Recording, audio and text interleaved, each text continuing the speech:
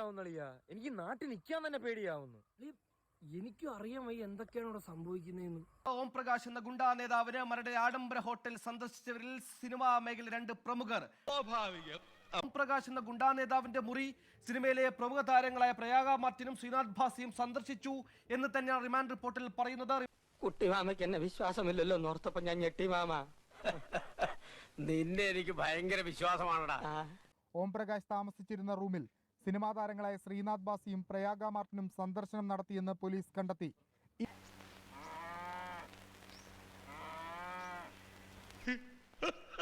ലഹരി ഉപയോഗിച്ചിട്ടില്ലെന്നും ഓം പ്രകാശിനെ അറിയില്ലെന്നുമാണ് പ്രയാഗ മാർട്ടിന്റെ പ്രതികരണം.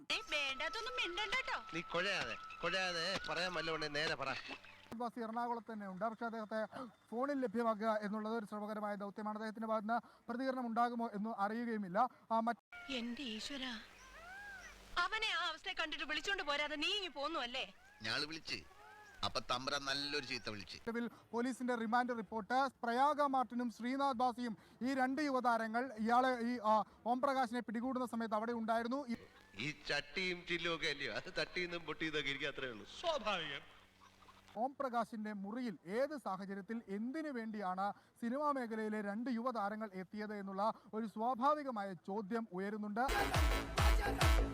ഈ കുടുക്കയ്ക്കകത്തൊഴിക്കാൻ ശകലം പച്ചവെള്ളം, ഈ തിരുമ്പിൽ തീ വയ്ക്കാൻ ശകലം ചകിരി കൊണ്ടുവരാൻ പറഞ്ഞാൽ